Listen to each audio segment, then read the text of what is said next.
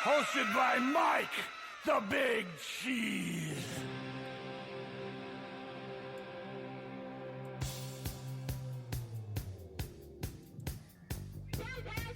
What?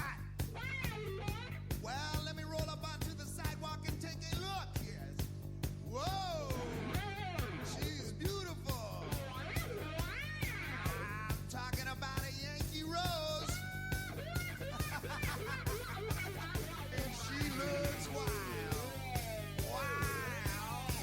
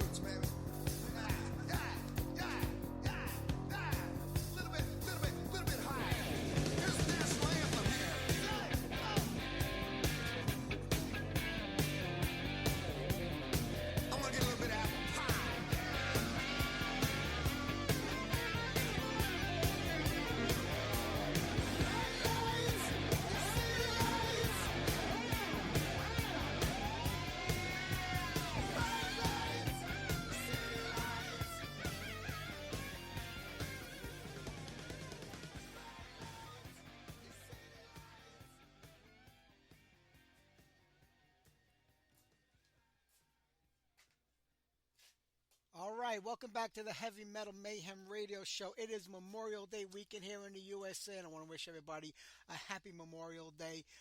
This weekend's show is pre-recorded because I have my granddaughter's dance recital today, not because it's a holiday weekend, so we can't do it live, but we got a great show for everybody today. Beau Brent from Ferrett is our guest. Peter Pallis from Anaka is our guest. We're going to get a lot of great music today. Right there, we kick things off with David Lee Roth and Yankee Rose. You know what's funny is that I'm not a Van Halen fan at all. I mean, I don't deny them their talent. I'm just not a Van Halen fan. I never was, and I'm even a less fan of David Lee Roth. But that song just always reminds me of the kickoff to summertime. I remember hearing it on the radio throughout the 80s and 90s. You know, I was working around the Memorial Day weekend, so I kind of always play just to bring me back in time a little bit. And we're going to sprinkle in a couple of, lighter Memorial Day type tunes and summer tunes throughout the show. We'll do one more right now, then we're going to go and get a little Surgical Steel on. Maybe even do a little Def Leppard tonight. We'll see wherever we go. And then we'll get to the interviews right after this. But here's Y&T, Summertime Girls.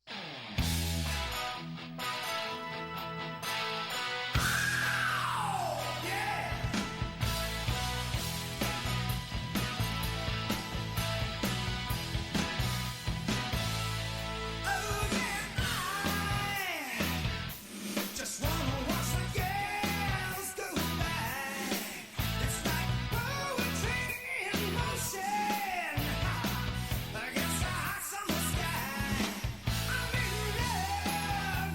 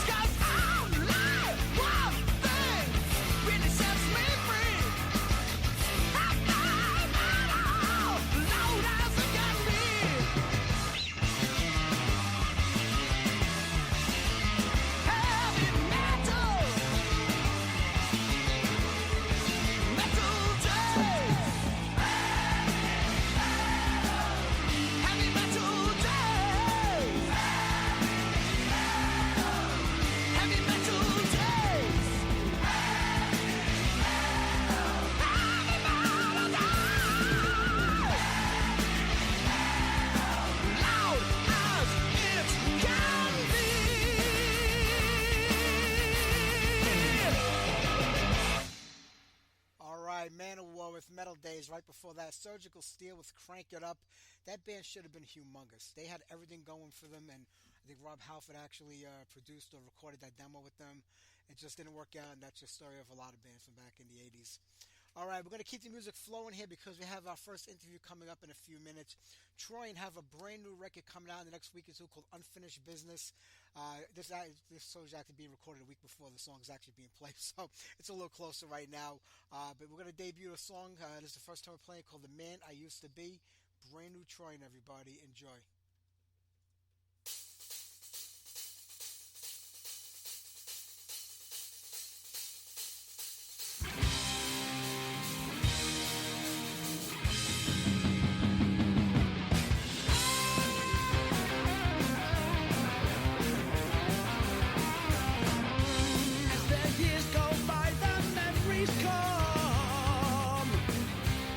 Your demons take a hold.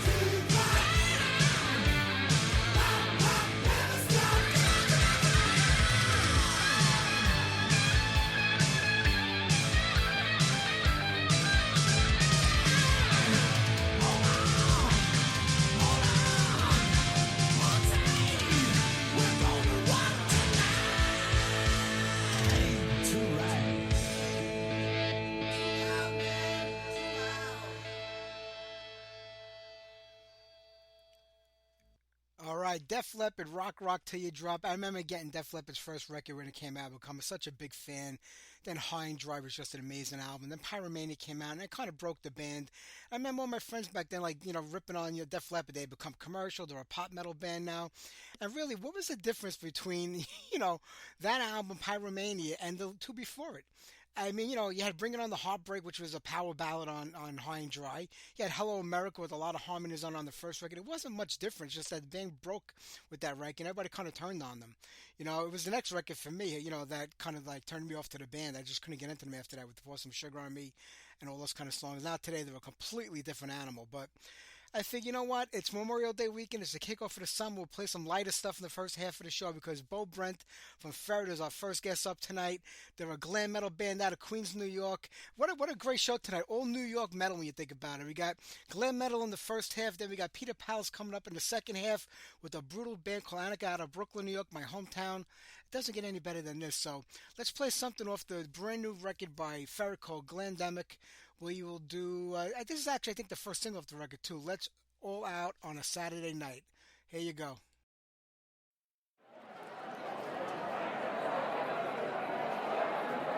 It's Saturday night! Let's get fucked up!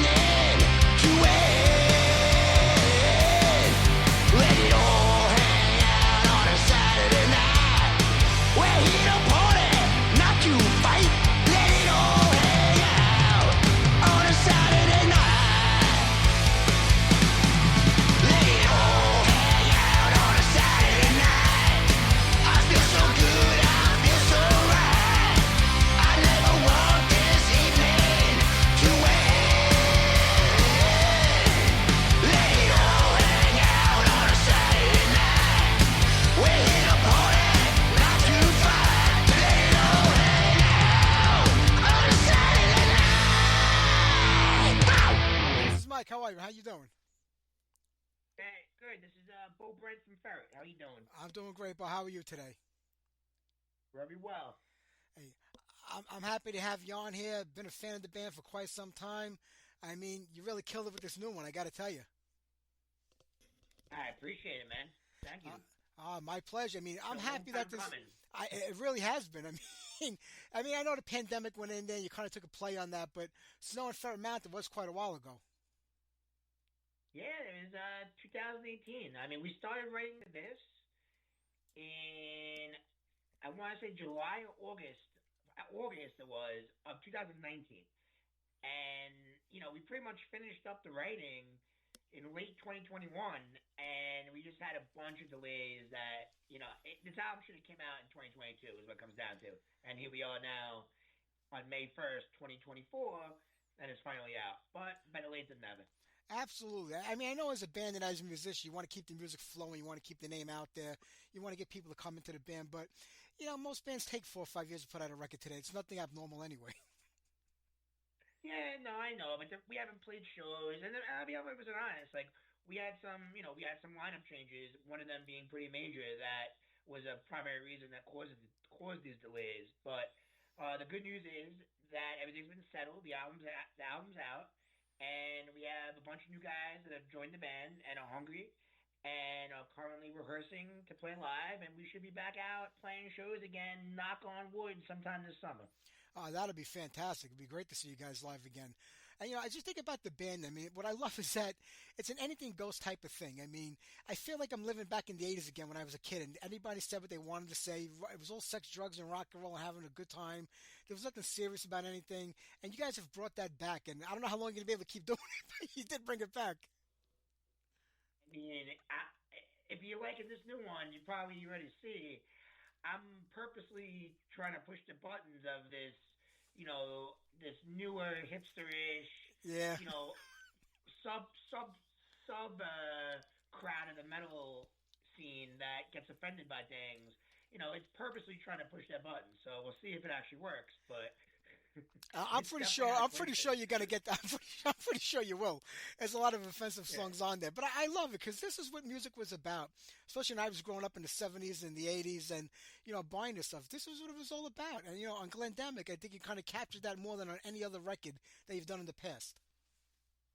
I appreciate it. Now this one, I'm very 100%, just blunt and honest. I've the albums in the past, they were good. Some of them were good.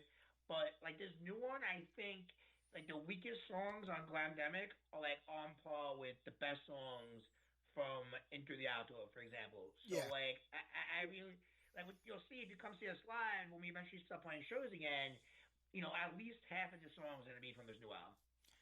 That's going to be great. I mean, you think, everybody's like, oh, you're Ferret. They're like Steel Panther. To me, it's not even the same thing, in my opinion. You know what I mean? They intentionally just try to be goofy, but you guys just want to offend people and bring back the good times. It's two different things. That's how I feel about it anyway. So I know where it comes from, right? The Steel Panther comparison. There's always going to be there. Because, now, first of all, I ain't young anymore. This whole thing's, the band's been around for a while at this point. And, it started out, I was in my 20s at that point. And, I'm in my 20s, and I'm playing glam metal. So that alone is like a novelty. Oh, this younger band's playing glam metal. Oh, and it's really, over the top and somewhat offensive. So right away you're going to be compared to Steel Panther. That's inevitable. But, and nothing against Steel Panther. I do enjoy some of their work, but Ferrett is not a parody.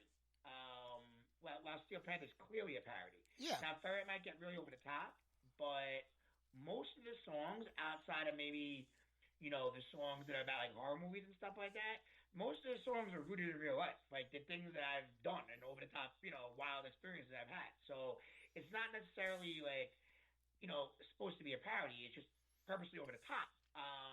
And the one thing I really try to do at this point, maybe I didn't do it as well during the early days, is I try to make sure that we avoid ripping off other bands. Steel Panther, part of their charm, I guess, in a way, is they take a part that's clearly from a Motley Crue song or clearly from a Rat song, Yeah. and they kind of steal it and make it their own thing. Now we inadvertently did that on certain songs on previous records, but we're really trying hard not to do that going forward and on this album, because that's not the intention. Obviously, when you've been around and you're listening to records for, I collect records, so you have, you know, inevitably you're gonna inadvertently, rip off a part here and there, but we try to minimize that because there's no point in that. We're not Steel Panther, and we don't want to do that. And for the record, we tried to play with Steel Panther once, and they they declined playing with us because they thought we were too similar. So say what you will about that. I don't know why the band that wound up playing instead of us, I think kind of sucks, but I'm not going to get into that. And it is what it is. Missed opportunity for both of us, in my opinion. But Yeah, absolutely. But yeah, it's true. The band has been around probably a little over 10 years now, right? yeah, I mean, we played our first show almost 10 years ago in my friend Juan's sister's basement in 2014. And the first album came out in 2013, which, again, at this point, it's a glorified demo, but, it does exist.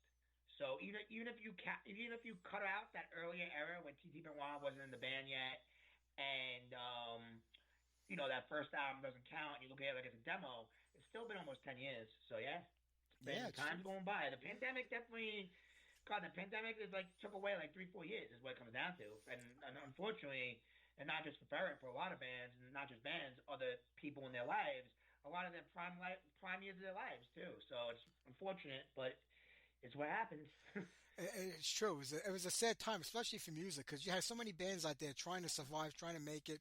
Bands just putting out records like yourself. You said you were working on this album, and everything kind of got put on hold because of everything. But you're out back now, and the album is out, which is a great thing. And when I listen to the music, I mean, besides just having great, catchy songs, to me that's the most important thing. Is if you're going to write a song, I want to be able to sing the lyrics. I want to be able to memorize the melody. I want to be able to get into the riff. And you guys accomplished that in all your music, in my opinion, but especially on this record. And it always makes me smile because there's, I read into it a lot of stuff that maybe is not there in the song, but I just read stuff that just makes me laugh and it just makes me happy. And that's a hard thing to do. If people can get into music and say, you know what, I'm smiling and I'm happy, but yet I'm banging my head, I'm having a good time. I mean, it's not the whole point, right? Yeah. I know, obviously it depends on the genre and this and that, but at the end of the day, if you're into heavy metal, hard rock, it's not building the pyramids, right? I mean, it can be if you wanted to, or you want, but I kind of even, I personally listen to, a lot of death metal, black metal, more extreme metal, but even within those genres, I gravitate to the bands that are more songwriting oriented versus bands that just noodle away, and they might be amazing musicians, but who cares if the songs aren't there, in my opinion.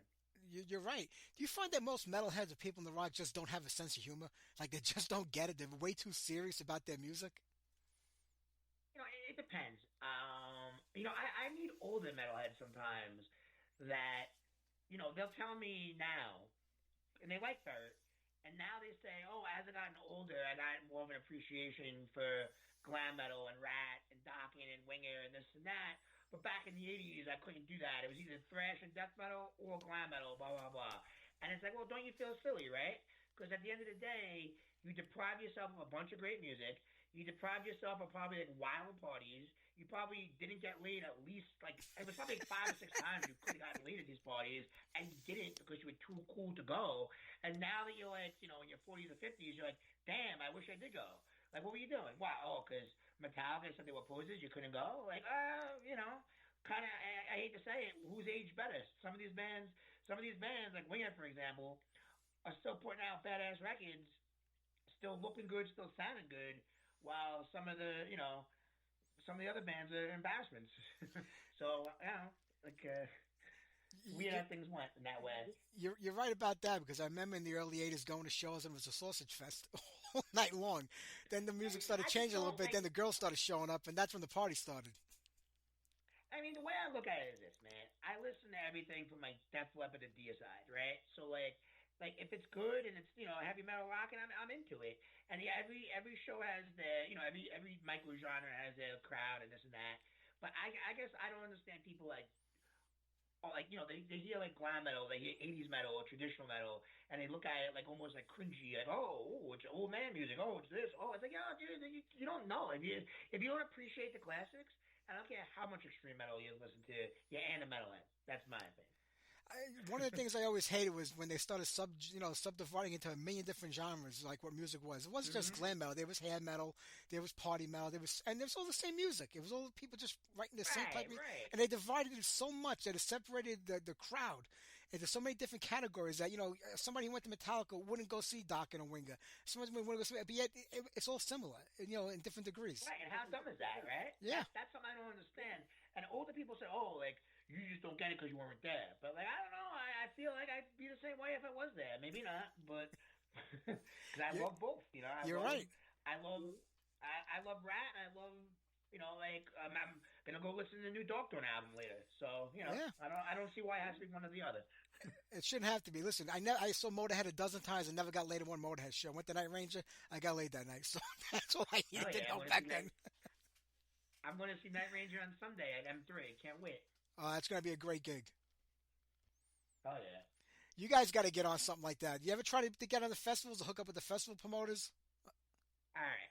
So I'm going down on Friday to M3 with TT Benoit and one of my friends, Dan Ketter.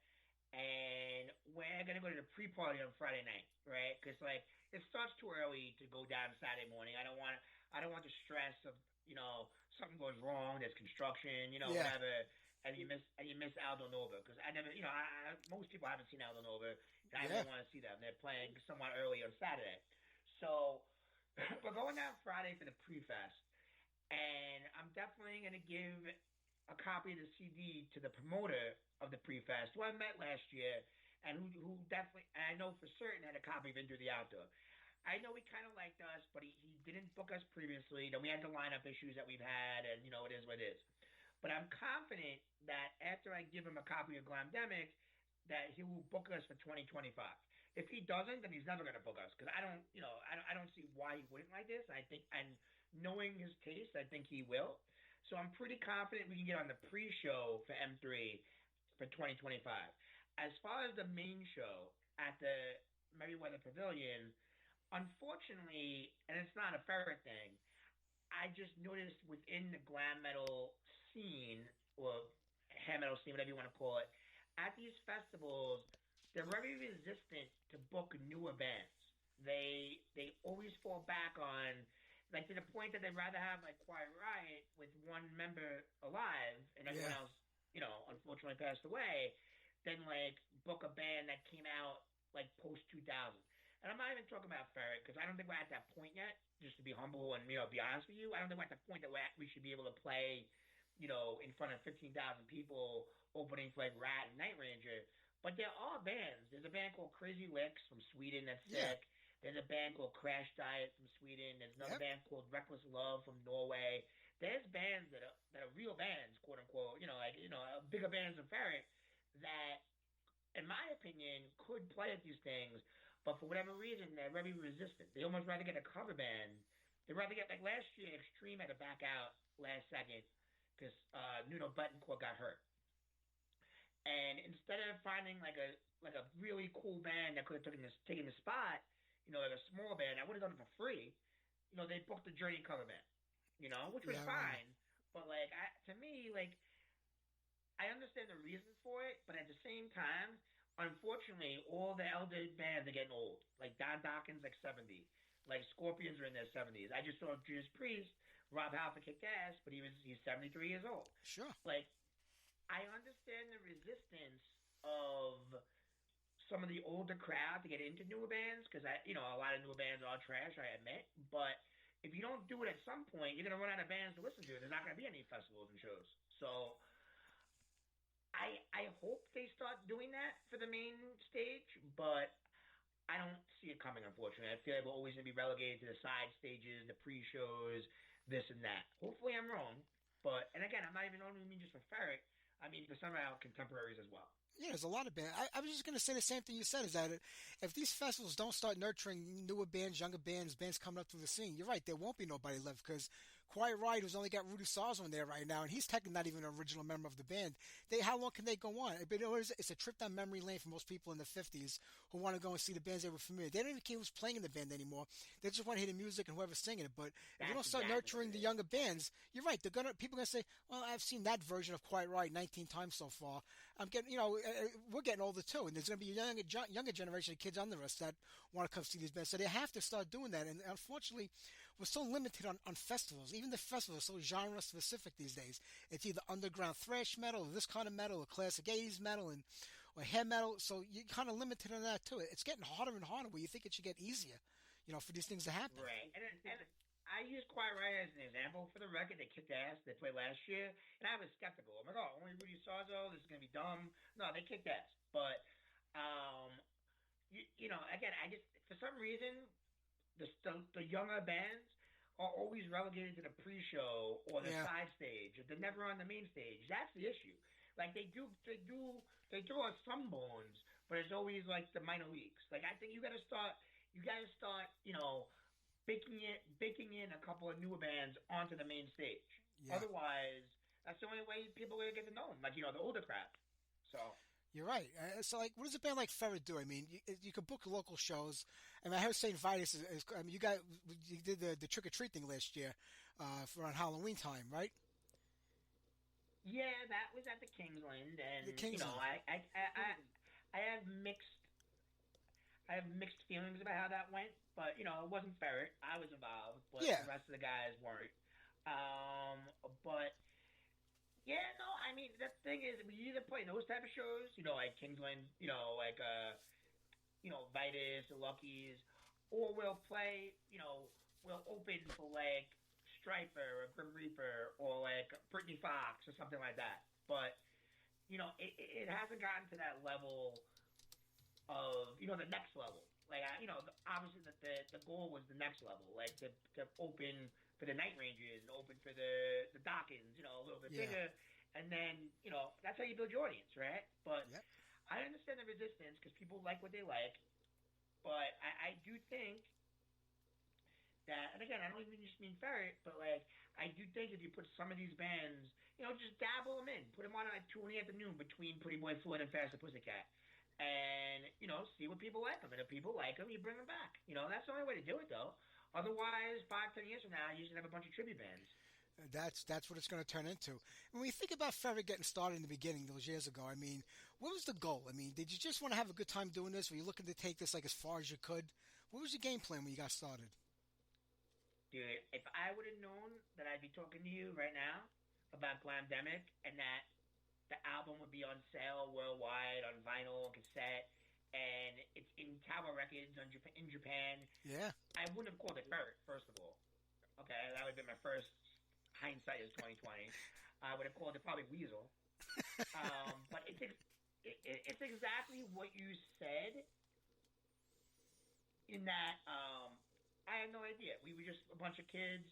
We were in our mid-20s, drinking beers, doing some lines in my friend Nicky G's basement, just, writing songs, messing around. It turned into this. It just happened, organically.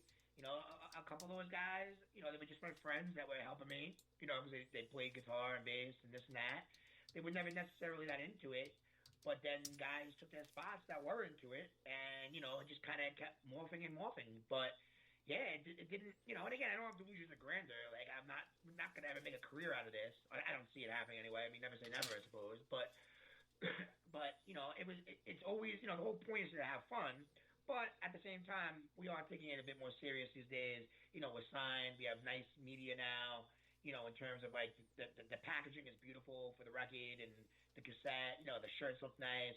Everything's just a tad more up and up when it comes to the professional element of it. But don't get me wrong. At the end of the day, the whole point is just get hammered, bang chicks.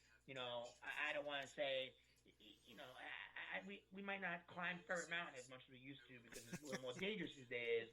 But that's ultimately why we would do it. But you need the music too. It's a balance, right? Because there's certain bands out there that they dress up really nice and they're good looking people, and they look way more glam than Ferret look. But they have no songs at the end of the day. They're almost just playing dress up, and they want to play dress up to like bang chicks and do drugs, which I get it, I enjoy it, but you need the songs also. So it's a balancing act. Sure. I mean, listen, in the MTV days of the '80s, it was all visual. Everything was visual. So bands focused more on the visuals than the actual music sometimes. And as the years went on, they tried to change it, but it was getting kind of late. So you do have to have the music more than anything else. That is the most important thing. No, the visual is really important in our genre. Don't get me wrong, but I mean, I have a couple of bands in mind specifically that I'm not going to mention. Again, my contemporary bands of mine, but like, they're so obsessed with, just styling themselves up and, dressing glam and being with hot chicks and this and that. But then you hear their music and it's crap. So it's like, you got to do both. It's a balance in that. It's true. Well, I'm not going to keep you much longer, but I mean, what do you guys got planned for this year? Is there anything lined up already? To help with this new record. So knock on wood, I'm hoping we're going to return to the stage late summer, maybe midsummer. These new guys are getting very close. They got the songs down. New lineup's great. They're hungry. At this point, it's a matter of just, fine tuning the oil. Making the machine well oiled. Making sure the live performance is, smooth. There's not like awkward pauses or technical problems or, everyone knows when to start a song, end a song, that type of thing. So I think we're a few months away, but knock on wood, mid to late summer, we'll be ready to play some gigs. We already have another EP lined up to come out early next year. It's called the Wild Nonstop Nights EP. There's going to be 4 songs on it. They were all recorded as part of these Glamdemic sessions. They're great.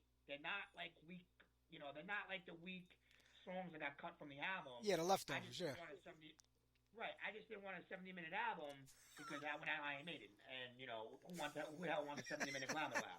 So, and a lot of the, for whatever reason, the ones that we cut that are going to be on this EP, they have kind of like a synth keyboard vibe to them. Like an Autograph, like Aldo Nova vibe. So like, we were like, all right, let's make it make sense. So we said we'll take those 3 and put them on the EP as a separate release. And the 4th song in that release is a cover song. But that's already recorded, so there's not going to be any delays. And I guarantee you there's not going to be delayed. So that'll be out around this time next year. And then, we're going to be playing a bunch of shows. Hopefully start playing some other cities. Again, I don't have Delusions of Grandeur. I don't see a European tour coming, but I'd like to play outside the tri-state area. I'd like to play the M3 pre-party, like I said. I'd like to play Boston, Philly. I'll play wherever, whatever is within reason. Who will have us, we will play. Well, hopefully this weekend you'll be able to make that happen for M3 for next year. That'd be great. And, when you do play here in New York, which I know you will, hopefully this summer, I'll be out there to see you guys because you did a great job on Glamdemic. And people should really be listening to this record because it'll get them through their day, if not their week, month, and year. And when you come see us, make sure you stop up and say hi. You know who I am. Absolutely. Well, I will definitely be there. So the best of luck with the band and the record. I'm going to play a couple of tunes off it right now for everybody. All right. Thank you, Mike. Take care, my friend. Your support. And you got glad to hear you dig it. Thank you. Take care. Have a great day.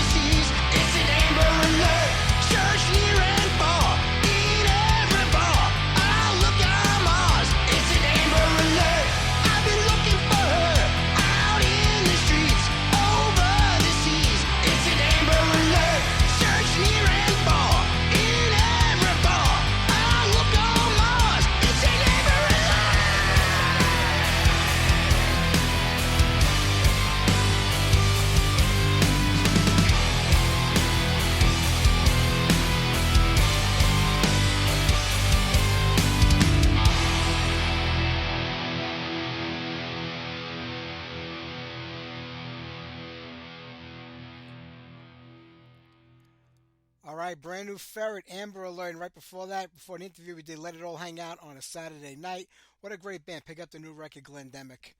Like I said earlier, tonight's show is pre-recorded. I have to be honest with you, I don't like pre-recording shows. It's like really boring because I know nobody's listening. There's no interaction between people in the chat. I can still the people that are listening live on the different sites that the show is posted on. So I know they're out there, but this is like, I know I'm just down here by myself recording this and I don't like it. But come January, Spreaker, where we host our show, won't allow any live shows come January 1st. Everything has to be pre-recorded and uploaded. So I'm going to have to pre-record every show. So what I did tonight was I had both guests call in like it was a live show. So it keeps it a little more interesting. Like I'm waiting for Peter to call. Actually, I'm going to call Peter in about 15 minutes or so. So I feel like it's a live show. I guess I'm going to have to do this like on a Friday night and try to set up all my interviews for a Friday and pre-record the show to air on a Sunday in the regular time slot. I'm hoping something changes between now and then, but I don't think so. They're dead set on getting rid of their live programming on here. It probably saves them a ton of money. And the only way I can do it, I guess, is by going back to Blog Talk Radio or joining another site, which I don't want to do because, I like being my own boss over here and doing my own thing. I don't want to be beholden to any other, website or page. But Blog Talk Radio has such bad sound quality, so I don't know. We'll see. We'll figure it out. We got a couple of months. Let's just enjoy the live shows while we can. We'll be back live next week, first Sunday in January. Look, it's already ending the year. I got January in my mind because that's when we can't do the live show. In June, I don't even know who we have. I think we have Dad on the show that day and the Quill. I have to double check, but we're just lining up all the June guests right now. So, all right. Christian wanted to hear M16. I can't remember the last time I played them on the show, but they were a great band. It's Much Too Young for Me.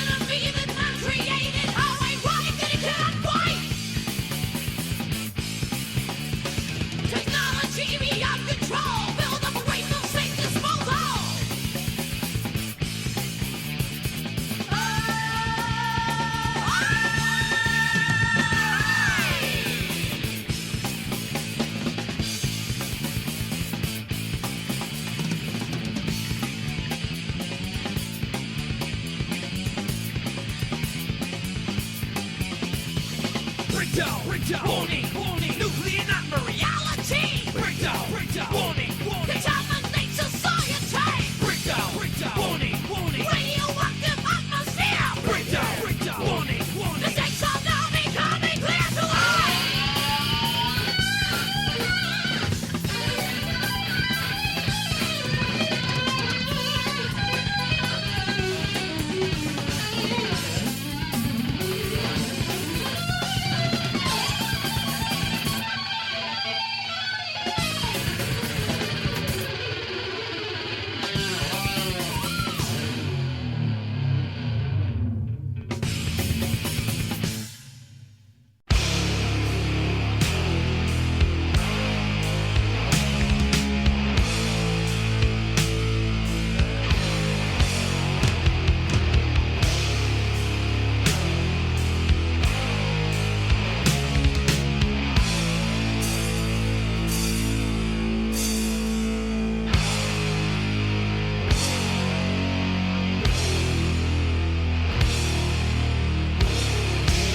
Greetings and felicitations, children of technology.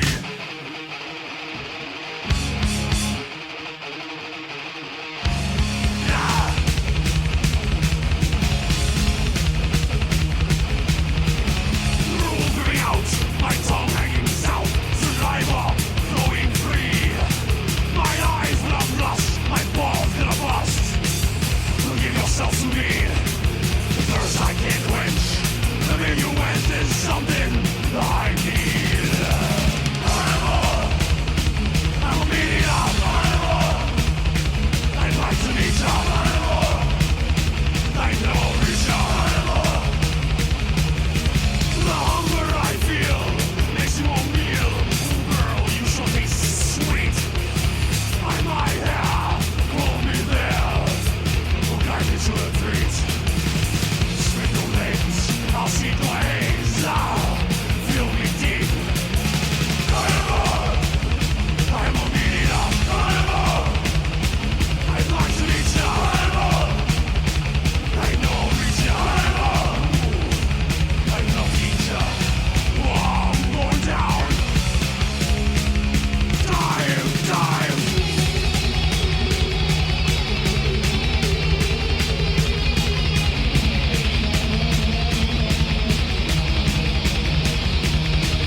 Oh, come on!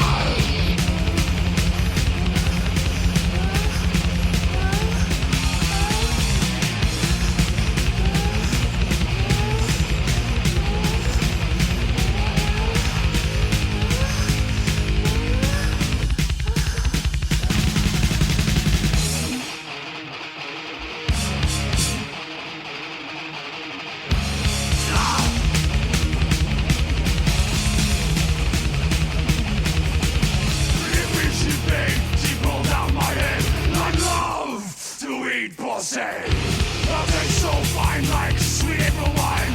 I won't trade for any money. If you come, I eat and run. I live for sodomy. I'm a meeting. I'd like to meet you. I know I'll reach you. I'm a meeting. I'd like to meet ya. I know I'll reach ya. I'd love to eat ya. All right, I figured we'd take it back to Brooklyn before the next interview. Carnivore. I was actually looking to play Fallout, but for some reason I couldn't get the song uploaded in time before this one was due. So Fallout were a great band that Pete had before Carnivore with Josh Silva. Josh had a great studio in Brooklyn called Star in the Sky. My band Stillborn recorded there many times back in the early to mid 80s, and Josh was a great guy. You know, later on went on to play with Pete and, you know, some of his other bands and projects. But Carnivore was it for me. I love those guys. Before that, Watchtower with Meltdown, Heart Attack, Slaves of Conformity, Howl's Eve, The Are No Rules, and Slayer, The Final Command. When that song came out, on the show No Mercy in 1983. That was the fastest freaking thing that anybody ever heard before. Today it's like mild in comparison to compare what bands are doing now. But back then in 1983, I remember getting a copy of the demo a few months before the album came out, and that song was on there, and it just blew me away. On the record it was even better. That was about as fast as you could humanly get back then. Today it's like a ballad compared to what bands are doing, but it was big back then, and I love it. All right, you know what? I'm going to get Peter on the air right now. We'll play a couple of Anaka tunes after the interview is over. Let's give him a dial right now.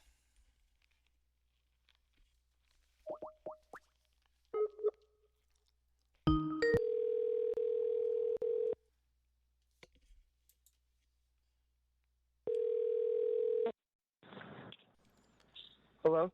Peter, this is Mike. How are you? Mike, how are you, my brother? You doing okay? I'm doing fine. Hey, when you come from Brooklyn, how bad can you be? Whereabouts from Brooklyn are you, bro? These days I'm in Staten Island for the last 30-something years, but back in the day, Okay. Bensonhurst. Yeah, that's where I'm at now. Well, actually, right now I'm in Bay Ridge, but Okay. Me and the family, we live in Bensonhurst. That's good. When I was born in the 60s, I lived there till the 80s, 89, 90, when I got married, moved out to Staten Island. That was the only part of Brooklyn. There wasn't no other Brooklyn. There was Bensonhurst, Bay Ridge, Gravesend, Bath Beach. Everything else on the other side didn't even exist. We didn't even consider it Brooklyn. Like Greenpoint, which is like a hot spot today, Williamsburg. It didn't even exist as Brooklyn to us back then. I just was driving. I just pulled over. I'm on Shore Road over here, and I All figured, right. let's sit back and do the interview here. You know how it's nice and quiet over here. Absolutely. But, yeah, man. Awesome talking to you. How you been you too. otherwise? I'm doing great. I can't complain. Life moves on with or without us, so you do the best you can. You got to do with what you got, man. That's we get right. to breathe every day. That's an awesome thing that we get to breathe every day. That's right. And I'm glad I'm getting to breathe with new Anaka music. I mean, it's been 9 years. That's a long time, Yeah, especially when you were giving us records basically like every 3 years for a while. Yeah, you know what it was? Just really, I guess what happened was we were just working so much, and then COVID hit.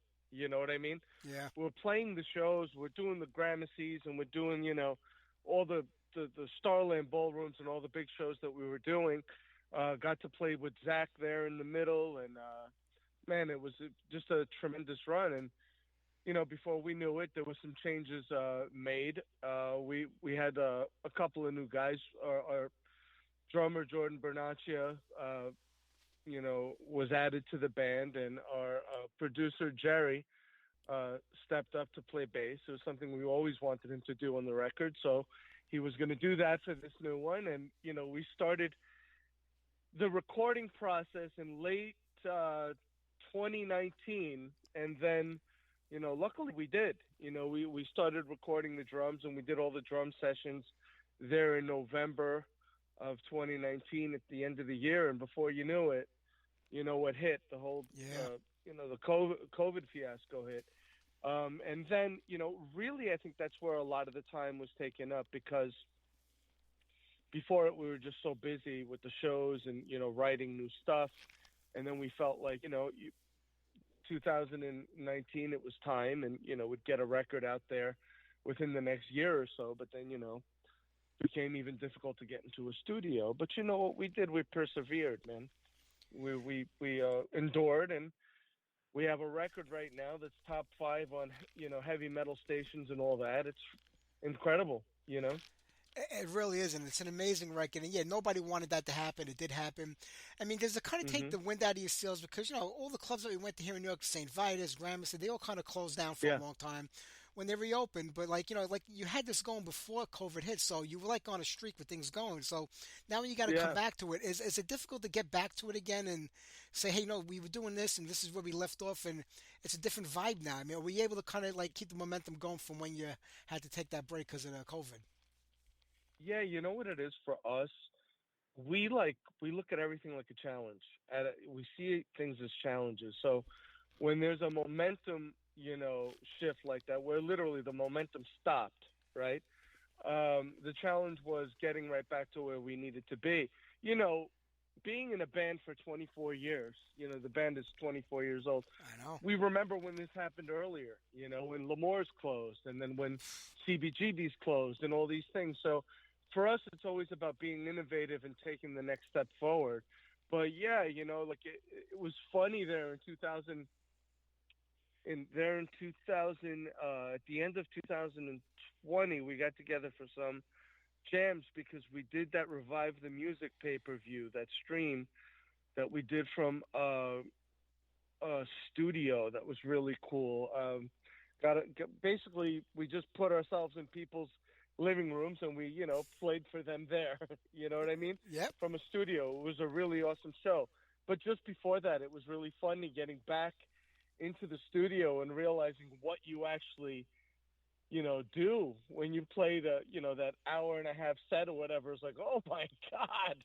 Yep. The first couple of them was just like really intense, and you realize that like as you're doing it and as you're battle tested and you're going through one battle after the other, one show after the other, you don't stop to think that like, man, what we're doing is really intense. So, I guess that whole time in COVID kind of woke us up to how great things are and how things could go away. And really, like, we maintained our focus. So Jimmy and I, my brother Jimmy is our singer. Matt Vinay is our guitar player. We just stayed focused, and we kind of knew that we wanted to get back to it. It was hard for a while without music because for all of us, like the stage is really important to us. We're a live band. So like we have to perform. And you're a great live band. I saw you guys quite a few times over the years, and you Awesome, say man. 24 years. I can't believe that Yeah. next year it'll be like 25 years, Yeah. a quarter of a century. I mean, it doesn't seem possible. It feels like you always feel like you're the new guys on the block, even though you have like 6 records out. Yeah. You've been doing it for 20 something years. It's just incredible. I look back on it and I think about the beginning a lot, because when you start doing this thing, there's a focus that you have to find. And really early on, like I've realized when Jimmy came in and started doing vocals when I first started the band, and we knew we had something because people kept walking into the rehearsal sessions and just sitting there and watching. And we knew early on that we had something. And, it was really just about the focus of, all right, let's get some songs put together. I write a lot of the stuff, but especially back then, lyrically and musically and all that. And the focus was like, hey, let's play a show. And then before you know it, you look forward and you've played with, Korn, and you've played with Avenged Sevenfold, and you've played with, Five Finger Death Punch and Zakk Wylde, and all these incredible things that we've gotten to do just by maintaining that focus and constantly taking that next step and being very honest musically. It's like if you listen to an Anaka song, it's got its vibe, but it goes many different places. And I think that's a key to our longevity. Like there's something it is intense, and it's really powerful music. And I think that the way that there's almost numerous genres, we love playing guitars, man. We love music. We're very honest to our craft. And I think there's something for everybody in Anaka's intense sound. So I think that whole deal that we talk about, the Anaka Army, is a very real thing, and it's ever growing. We just did, me and Jimmy, a interview with Metal Hammer Greece. Nice. And we're in we're in the May edition of Metal Hammer in Greece. Jimmy, our ancestry is Greek. My father's from Athens, mother's from Sparta. So yes, very 300 Spartans. But it was really cool touching base, with kind of that part of the world and seeing what people think over there about the band. So it's been a process of 24 years of growing, making records, and really just meeting people who who are loving what we do. We're them, man. You come to a show, we're basically with the people. True. They're us, we're them.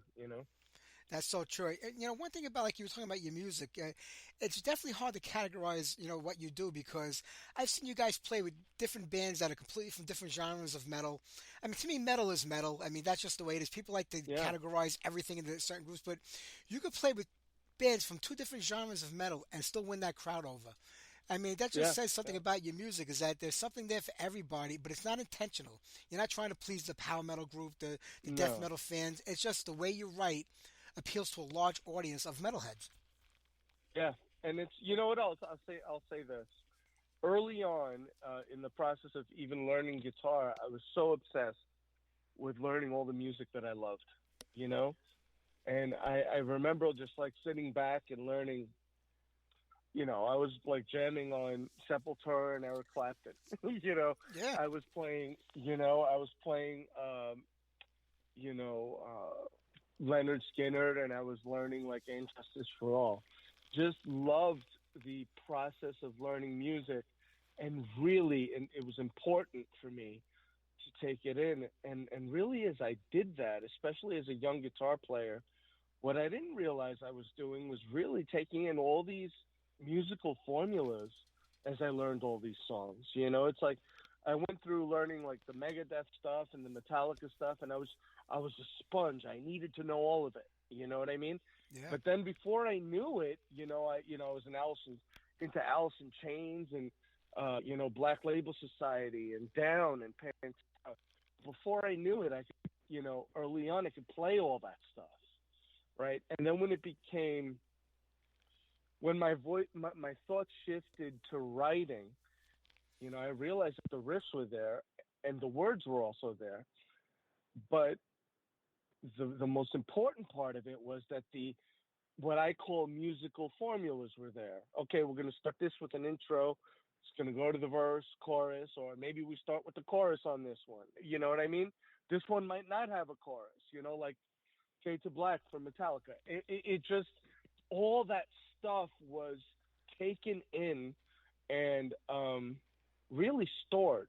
So when I go back and I listen to the style of the band, I think it was developed very early on for me in my playing that I just loved all genres. So if you listen to a song like Lower Than Low, it's like a death metal song that has bluegrass in it. And it happens so seamlessly that I don't even realize it until somebody tells me.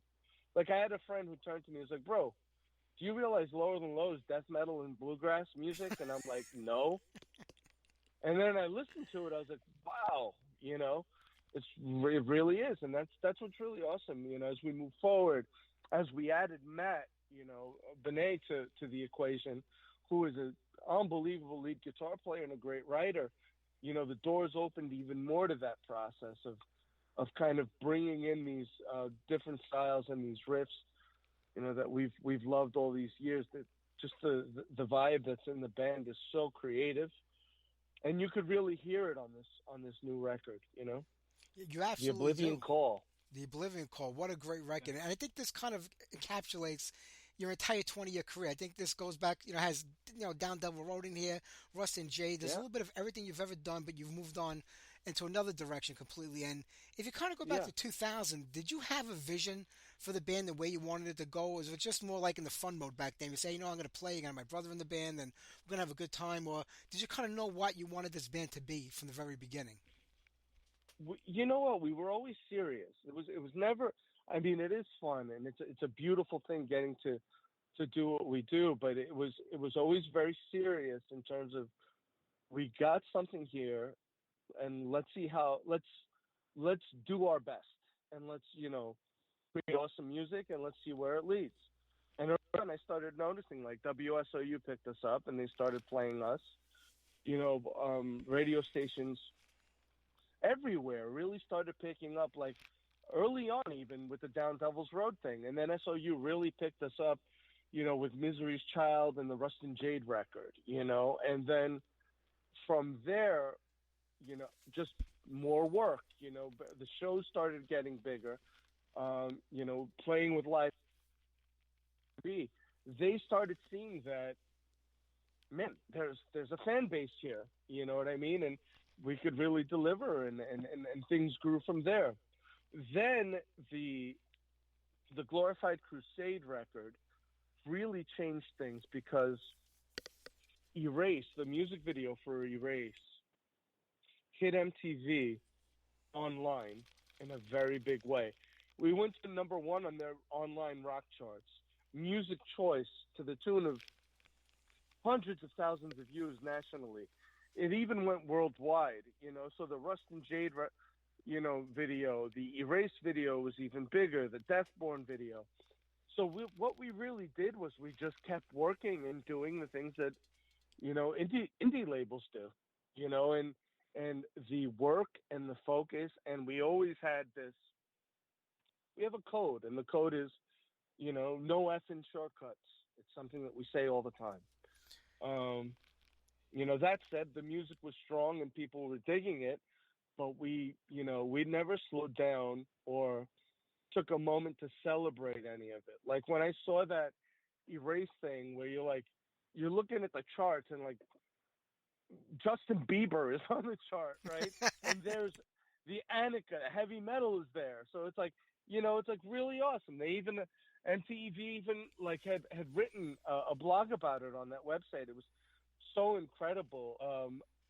And then just to see everything else that happened from there, the work we did with WWE legend Ultimate Warrior, who was one of my, biggest mentors growing up,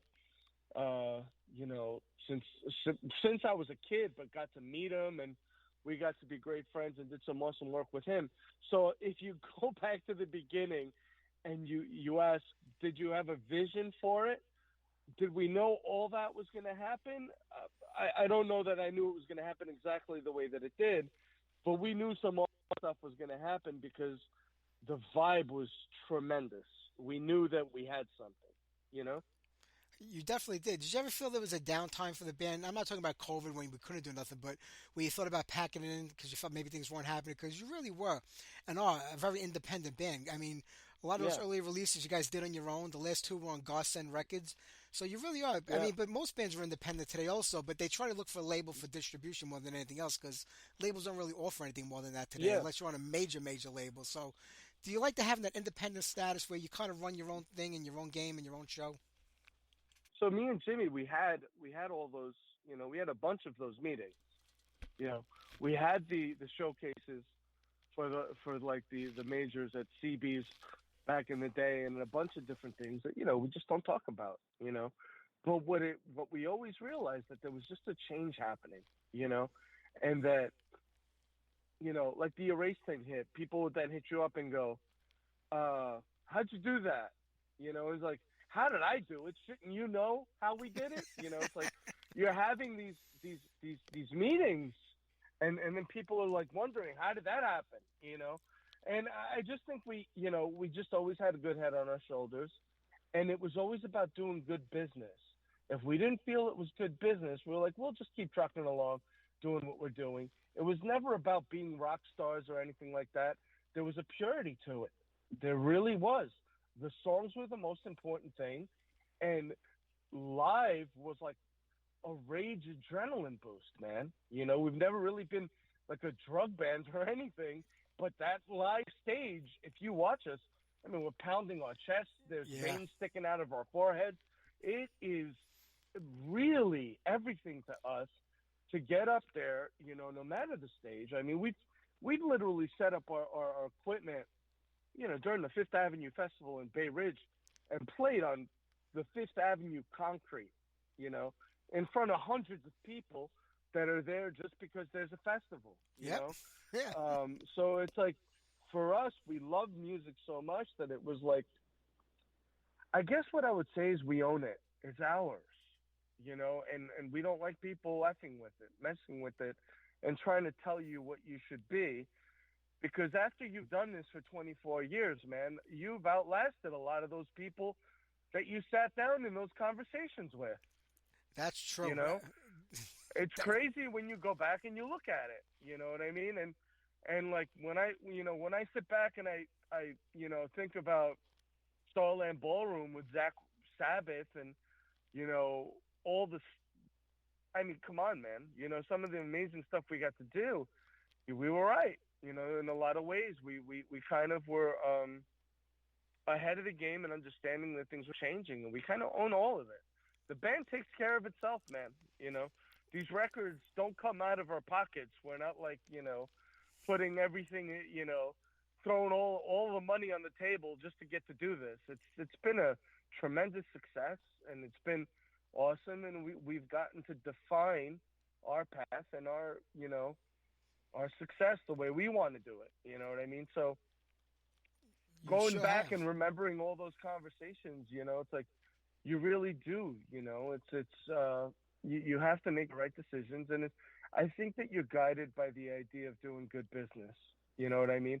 Not by the idea of being desperate. Oh, please just sign us so that we could act this way. It's like we were always that. Yeah. We still are that. So there's no acting. That's why, like, when you see it live, I know that you've said that you've seen it and you felt the vibe I'm talking about. Man, when it's real, it's real. They can't take that away from you, No, that they can't. There's no doubt about it. You guys are definitely, I mean, as great as the studio records are, you're really a live band. That's where you shine, and people have to come out and see you. And you're talking about like all these clubs, like, you got to play CBGB's and Lemoore. These were classic clubs that defined an entire generation, of music, Yeah. From CBGB's in the city, Lemoore in Brooklyn, that was my home throughout the entire 80s, from like 82 until 90, Yeah, man. when I got married. But these are just amazing places to play. And you can, when you're old and you're sitting in your chair, so you know what? I played at CBGB's. It's a clothing store, I think, now, but it's just an amazing thing. And I was in a hardcore band in the 80s called Stillborn. And we played at CBGB's in 1986. And back then, you had to play for Hilly Crystal before he would let you play in the club. So you go up on stage, and Hilly sat in a chair in front of you and watched you. Yeah, And you had to do the tryout. You had to do the tryout, and that was like so nerve-wracking, because like, oh my God, there's nobody here. There's one guy who's watching us, and he makes no expression, shows no face. He just got up and walked away. I'm like, I guess we're done. And then we gotta come back.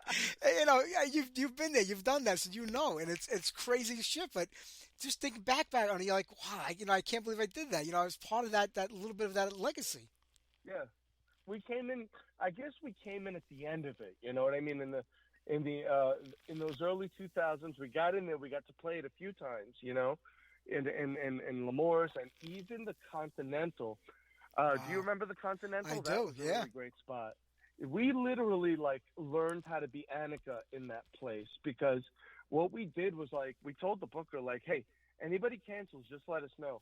We played the Continental a number of times, on Sunday at 11 p.m. at night. You know what I mean? Just to kind of get that live feel. You know what I mean? And it was the place I think that we cut our teeth. You know what I mean? And sharpened them in a way, and became Anaka. But it really was a magical time to go back then and just remember those clubs. You know what I mean? And again, moving forward, it's always changing. It's ever changing. So it's really about, what do you do next? What's the next step?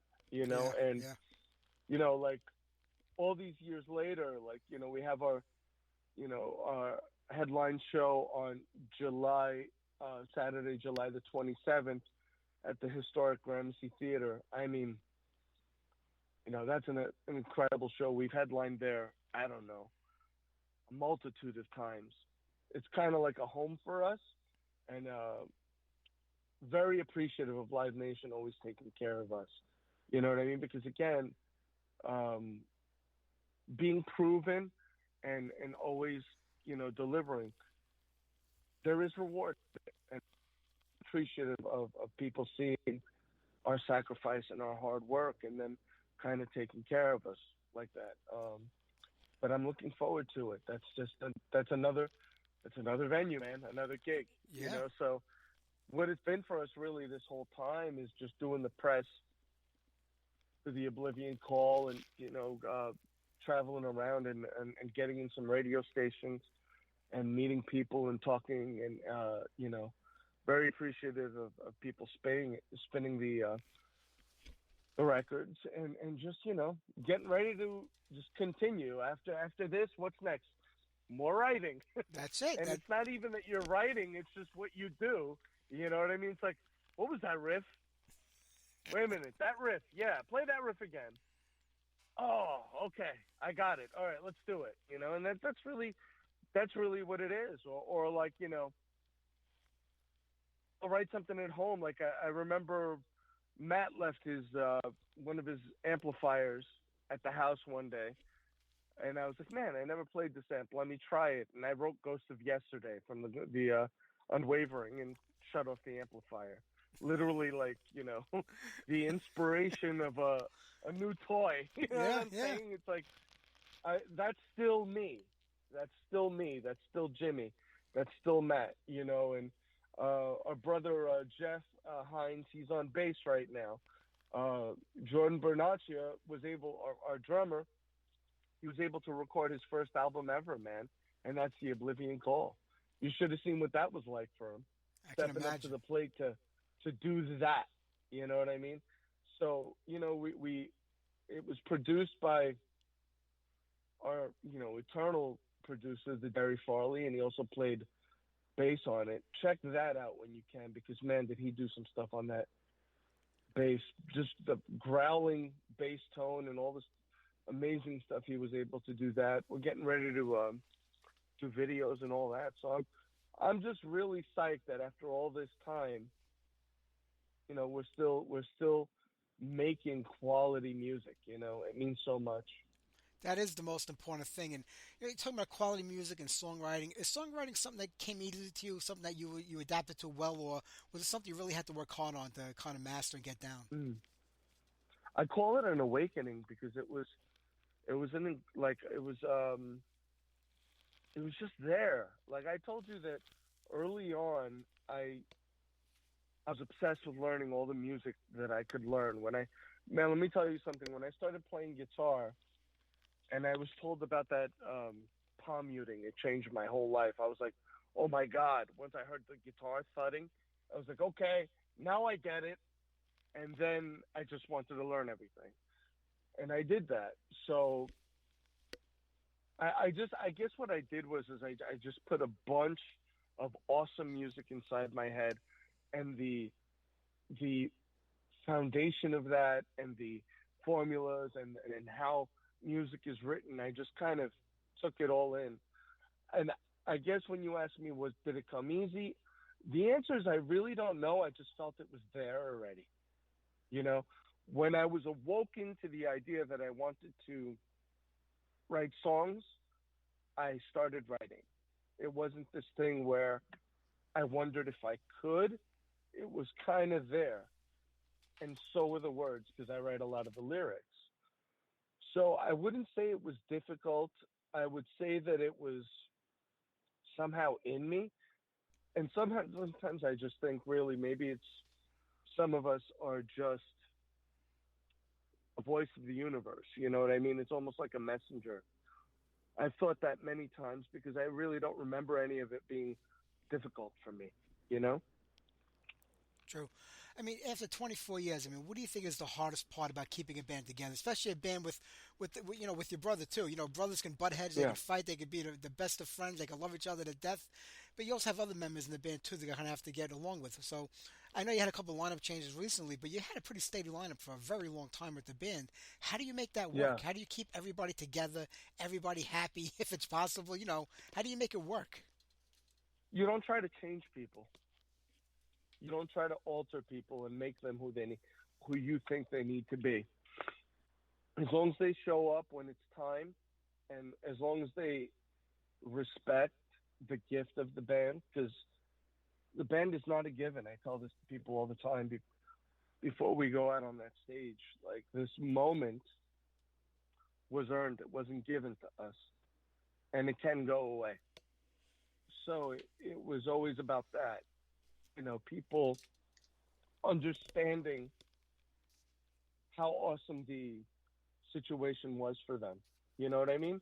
Like, I get to do this.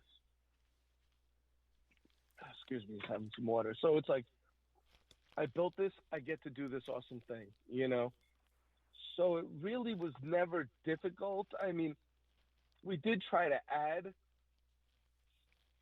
I started as the main guitar player, and by 2010, luckily, we found Matt. In between, there was other guys that we tried to put in. It wasn't the best fit, so it didn't, so it moved around. But the core group, it was just, we just had this powerful chemistry that kept us going, through the shows, through the videos, through the records. And it was an awesome thing. It wasn't difficult to keep it together because we were brothers.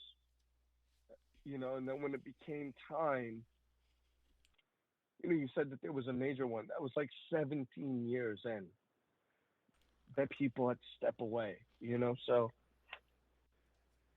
it's just one of those things. I've been doing this for 17 years. My body's hurting or this, that, or the other thing. You kind of move forward. You continue. And the awesome thing about the Oblivion Call is that we reestablished the focus and a new chemistry, which is incredible. You know what I mean? Peter, I think I lost you there. Oh, yeah. Oh, you're back. Okay. So, yeah, what I was saying was that we reestablished, when we made those band lineup changes, when the guys that were in the band, they were in for like 17 years. Once that change was made, the awesome challenge then was creating a new chemistry with the newest members in the band, which was, that's not an easy thing to manifest. Sure. And it did. It happened. The Oblivion Call is just as powerful as those other records. I think it's one of your strongest records to date, and I mean, topping this one is going to be hard. I mean, I know you can do it. Most people think really that about topping it. It's not about topping it. It's just about doing. It's about doing the next one. It's about the evolution of the band. It's a great way to look at it. We didn't sit down to top anything. It was just like, these are the next beasts. These are the next Anaka songs. That's really how it comes to be and how we do all of it. And if it tops it, I don't know that it does. I just think it's the next evolution of the sound of what the band is naturally. It's not a planned thing, like you said earlier. That's very important, to say that, because it's not a planned thing. It's just like we don't hammer away on songs. We just write them and we let them become. We don't sit there going, this needs to be heavier, this needs to be whatever. We just let them become. Yeah. When a fan gets the record and hears it for the first time, there's that excitement about it because they're hearing a new song by their favorite band. Those riffs come at them hard and heavy. They listen to it.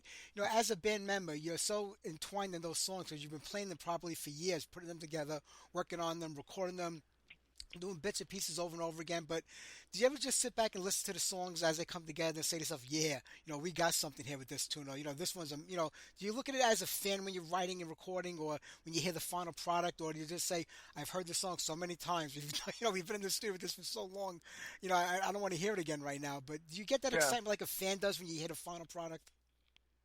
Yeah, because we write them for us. So that final product is like really important. Yes, there is that time where you're in the process when you're mixing and you've listened to it hundreds of times, you know what I mean? And you're like, okay, what do I need it to sound like? What is the guitar low? Should the vocals be louder? Is that lead loud enough? All that stuff is just a massive amount of work and listening, but we do listen to it as fans. When I was younger, I heard the work more than I heard the song. Now that I'm older, I hear the song. You know what I mean? So it's like, you create a song, and it's like you bring it into the world. It used to be to me like, okay, all I hear is the takes that I've, trying to get, the recording that I wanted. I remember all the hours that we took. Records become still frames of the time where you were recording them, like what was going on in your life, True. you know? So you remember that a lot. But as I've gotten older, for me, it's really like I do hear it as a fan, and the the part of it that's really important to me is how people relate. You know what I mean? Like to hear that the music is really helping people through stuff because it's really about that. It's Annika. I guess the message in the band is really about empowerment of like the human potential. The potential that you have just because you're breathing, man, and the awesome things that you could do every day. Is another million chances, man. So that's really what the band is about. There's parts of it that's dark when you're listening to it, and that's how life is. Yeah. So I think that it's very, again, I just keep going back to it. It's very real, and it's about reminding people that we're all the same. We all have the same size spirit, soul, so to say. Very true. Hey, Pete, I'm going to let you go in 2 minutes. I don't want you parked on Shore Road for too long. People might think you're the new Son of Sam. So I get you out of here. I want to play a couple of tunes before we wrap up this show.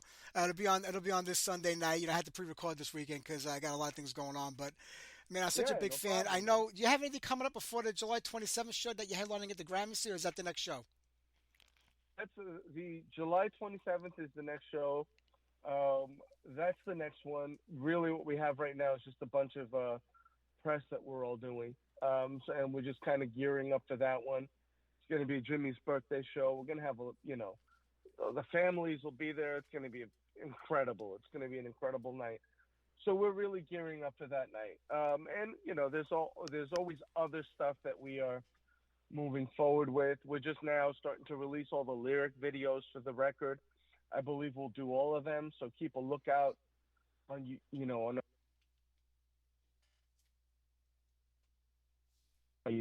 the songs. We're going to do some music videos also. We got a lot in store for this record.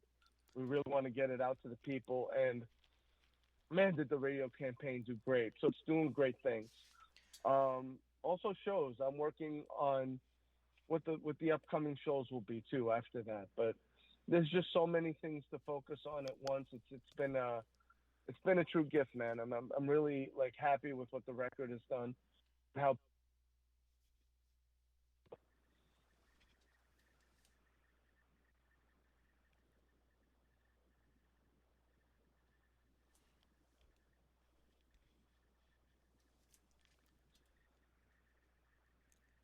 Hey, Pete, are you there?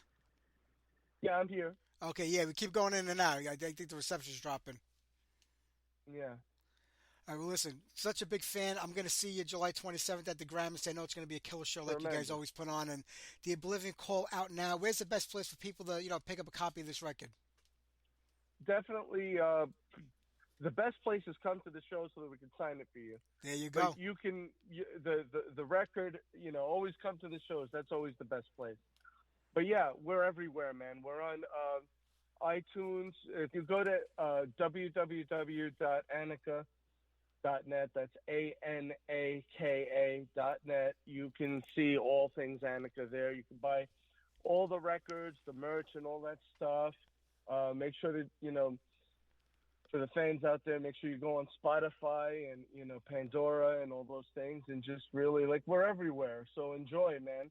And make sure at the shows to come up and say hello, because it's always about meeting everybody and thanking people for supporting us and for jumping on all these years later and continuing to do it. I hear that, brother. I will be there July 27th. I will see you there. What an amazing job you did in the Oblivion Call. It's hard to pick a favorite tune off the record, but I love Dead of Autumn, I think, more than anything else. So I'm going to get that on right now. Tremendous. Yeah, that's a really a beautiful tune. I'm really proud of that one. They are all, in their own way, very powerful songs that speak to people, and that's all you can ever ask for from from your favorite band, or just even as the writer of this stuff, and being in the band that creates it, just to have something that's meaningful and that will speak for you long after you're gone. And I think that we've done that in our long career, and there's so much more left. It's awesome, man. To be able to say we're pushing into the 25th year is a proud and powerful thing, man. Absolutely. Well, you take care, my brother. Peter, it was good talking to you. I will see you in a couple of weeks. Actually, it's a month and a half away, but I'll see you in July. I'll see you soon. Take Thanks care, buddy. for having Have a me, great brother. night. Bye-bye. See you, Mike. Thank you. All right, let's get on Dead of Autumn, and we'll play one more tune. Maybe we'll do Blood of the Python after this. So here you go.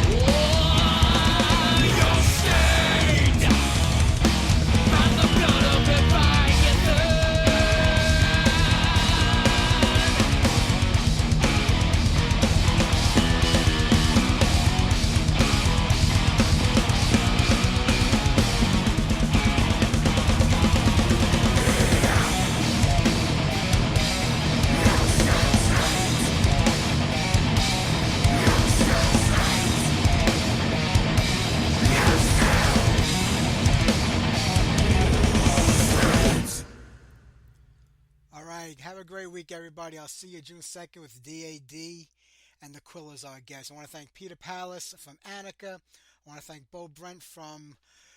I'm getting tired here. Ferrett. These pre-recorded interviews are tough to do. Take care, everybody. Have a great week. I will see you next Sunday night.